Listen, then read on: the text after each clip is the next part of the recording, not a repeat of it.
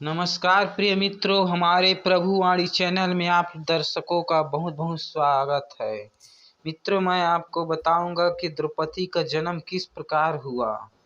दोस्तों, वीडियो को शुरू से अंत तक जरूर देखना, क्योंकि अधूरा ज्ञान मूर्ख के समान होता है। तो चलते हैं वीडियो पर और जानते हैं। पांडव को एका चक्र नगरी में रहते हुए काल व्यतीत हो गया, तो एक दिन उसकी यह भ्रम करता हुआ एक ब्राह्मण आया। पांडव ने उसका सत्कार करके पूछा, देव, आपका आगमन कहाँ से हो रहा है? ब्राह्मण ने उत्तर दिया, मैं महाराज द्रुपद की नगरी पंचाल से आ रहा हूँ। वहाँ पर द्रुपद की कन्या द्रौपदी के स्वयंवर के लिए अनेक देश के राजा महाराजा पधारे हुए हैं। पांडव ने प्रश्न किया कि हे ब्राह्मण उत्तम, द्रौपदी में क्या गुण तथा विशेषता है?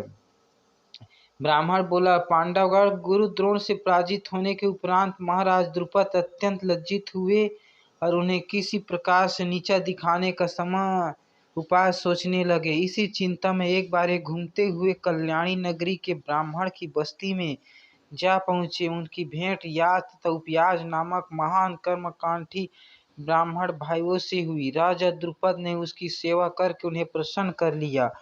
उससे द्रोणाचार्य के मारने का उपाय पूछा। इसके पूछने पर बड़े भाई याज ने कहा, इसके लिए आप एक विशाल यज्ञ का आयोजन करके अग्निदेव को प्रसन्न कीजिए, जिससे ये आपके महान बलशाली पुत्र का वरदान दे देंगे।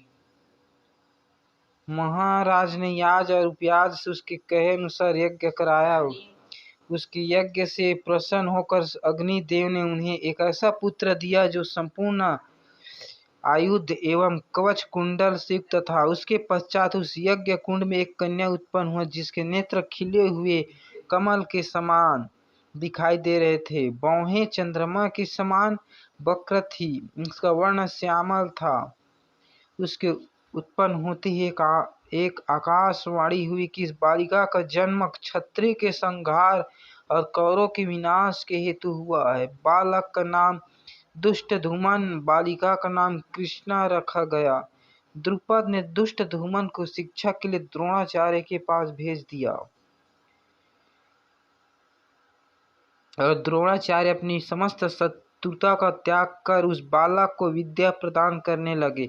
बालिका अब युवा होकर अत्यंत सुंदर हो गई और उसी का स्वयंवर होने वाला है।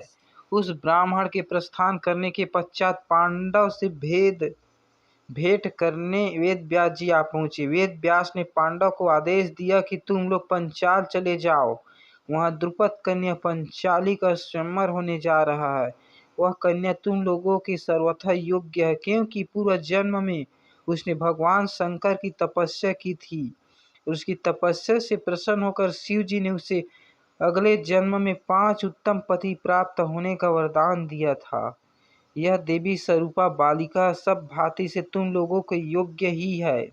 तुम लोग वहां पर जाकर उसे प्राप्त करो। इतना कहकर वेद व्यास वहां से चले गए। दोस्तों, यह था एक छोटा सा जानकारी। अगर पसंद आए तो चैनल को सब्सक्राइब करें, बेल आइकन को प्रेस करें। देखने के लिए धन्यवाद। जय जय श्री कृष्ण भगवान।